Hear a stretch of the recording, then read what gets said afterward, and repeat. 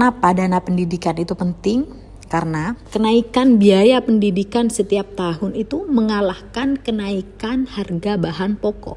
Kenaikan harga bahan pokok itu hanya sekitar 5% tiap tahun. Sedangkan kenaikan biaya pendidikan itu 10-15% per tahun. Bayangkan, kadang kita merasa biaya bahan pokok setiap tahunnya naik dengan sangat cepat. Tanpa kita sadari sebenarnya biaya pendidikan naiknya lebih tinggi. Uang kita akan tergerus dengan kenaikan barang. Contoh, dulu kita beli bakso harganya 5.000, kita dapat 1 mangkok. Sekarang 5.000 kita dapat apa? Dapat cilok, bukan dapat bakso. Sekarang untuk dapat bakso kita harus punya uang lebih dari 5.000, 10.000 atau bahkan lebih. Jadi barang-barang semuanya naik. Makanya uang kita tergerus dengan inflasi. Semua harga semakin naik, termasuk harga pendidikan. Jadi sedangkan pendidikan itu adalah jangka panjang ya, ada SD, ada SMP, SMA, kuliah. Nah, dan itu semua butuh biaya. Kalau anak kita sekarang masih kecil, anak kita sekarang masih usia 1 tahun, 2 tahun, atau bahkan kita belum punya anak, tapi kita kan mau punya anak, nantinya kita akan punya anak insya Allah. Bayangkan pendidikan anak-anak kita 10 tahun mendatang, pendidikan anak-anak kita 20 tahun mendatang, itu akan seperti apa mahalnya, seperti itu ya. Misalnya kita tahu anak saya tidak mau saya sekolahkan, anak saya mau saya mondokkan, emang mondok gak pakai biaya? Mondok juga ada SPP-nya, mondok juga beli kitab, anaknya harus kita kirim uang, harus kita jenguk, semuanya tetap butuh biaya. Jadi sebenarnya sama aja, mondok ataupun sekolah sama aja, kita butuh biaya. Dan di sini jangan yang pasti ada rezekinya deh nanti, gak gitu urusannya, gak gitu maksudnya ibu-ibu. Jadi memang benar, banyak anak banyak rezeki, itu benar, tapi bukan berarti kita memperbanyak anak sebanyak-banyaknya tanpa kita pikirkan, tanpa kita ada planning atau ada persiapan apa yang akan kita berikan untuk anak-anak kita. Coba kita lihat betapa banyak orang-orang yang putus sekolah gara-gara orang tuanya tidak bisa mensekolahkan. Betapa banyak orang-orang yang berhenti dari pesantren karena orang tuanya tidak punya biaya, padahal dia lagi semangat-semangatnya menghafal, dia sedang semangat-semangatnya belajar membaca kitab, tapi terpaksa orang tuanya harus memberhentikan anak itu karena tidak ada biaya. Jadi memang benar banyak anak banyak rezeki, sama dengan banyak anak banyak investasi akhirat, banyak yang kirim Fatihah ke kubur. Tapi kalau banyak anak ternyata tidak kita didik dengan baik, bukan berarti banyak anak banyak yang ngirim Fatihah. Justru banyak anak banyak ngirim api karena kita tidak kenalkan dengan Rasulullah. Sama seperti itu. Banyak anak banyak rezeki, bukan berarti kalau punya anak kita punya anak yang banyak kemudian rezeki kita otomatis lancar, gak gitu. Kita tetap harus ikhtiar. Dunia cara mainnya seperti itu, ada ikhtiar nanti sama Allah dikasih, seperti itu. Termasuk dana pendidikan anak. Jadi sebenarnya dana pendidikan anak ini memang harus disiapkan jauh-jauh hari. Gitu ya, disiapkan jauh-jauh hari, jangan apa kata nanti, jangan moto-modeki bahasa Maduranya. Jadi kita bisa dari sekarang berharap, misalnya aku ingin anakku belajar di Hadramut, aku ingin anakku belajar di Turki, aku ingin anakku belajar di Mesir, aku ingin anakku belajar di luar negeri. Itu kita bisa, jangan kita berpikir aku siapa, mau dapat dari mana. Kita taruh harapan yang tinggi untuk anak-anak kita, taruh harapan yang besar untuk anak-anak kita, maka anak-anak kita akan jadi besar. Kalau orang tuanya aja naruh harapannya rendah sama anak, gimana mau anaknya jadi besar? Itu kenapa saya membahas pentingnya investasi untuk dana pendidikan anak di masa depan, karena saya tidak ingin ada orang tua yang takut berharap besar pada anak-anaknya disebabkan kekurangan biaya, disebabkan memikirkan biaya. Aku ingin anakku menjadi santrinya Habib Umar misalnya.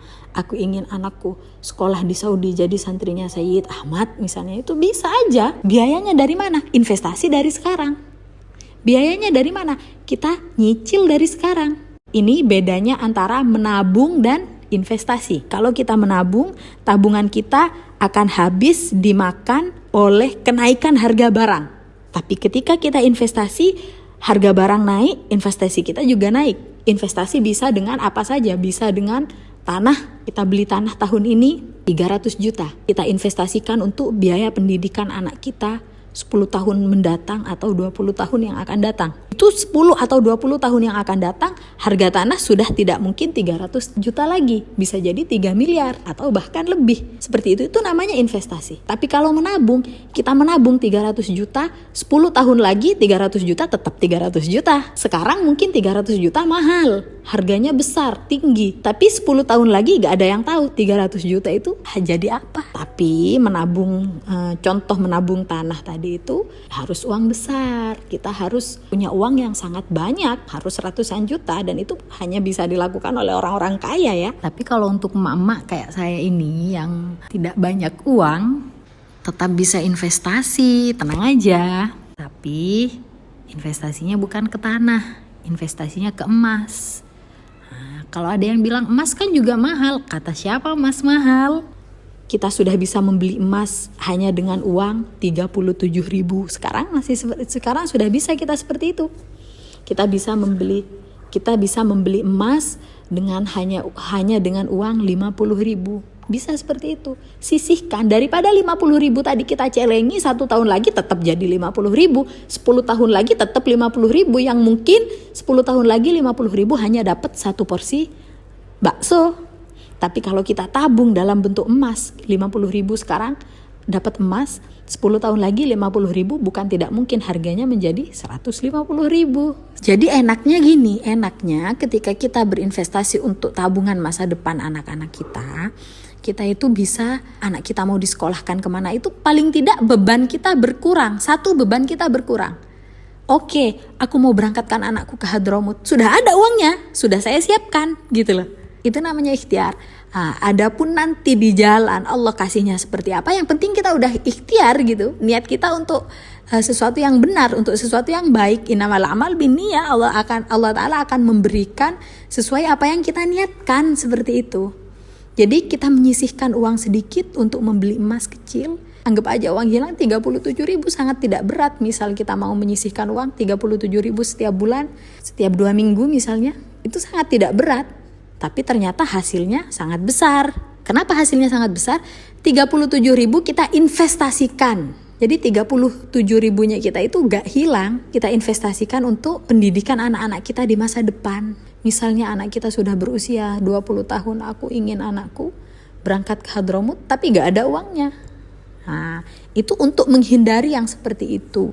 Bukan tidak pasrah sama Allah, karena pasrah bukan berarti berdiam diri. Pasrah adalah bergerak, hasilnya terserah Allah. Itu pasrah.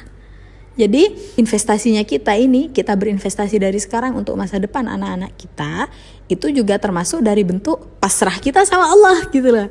Kita berikhtiar, kemudian kita pasrah, ya Allah, aku sudah berikhtiar, berinvest untuk tabungan pendidikan masa depan anak-anakku, hasilnya terserah Engkau. Jangan lupa setiap nabung, setiap beli emas, kita niatkan, ya Allah untuk ilmu, ya Allah untuk bisa dekat sama Rasulullah, kayak gitu diniatkan. Jadi investasi untuk biaya pendidikan masa depan anak ini tidak semata-mata dunia, tidak pasrah sama Allah, berikhtiar sama Allah. Ya Allah, aku sudah berikhtiar, aku ingin anakku menjadi santrinya Habib Umar misalnya, maka Engkau yang akan memberi jalan, begitu.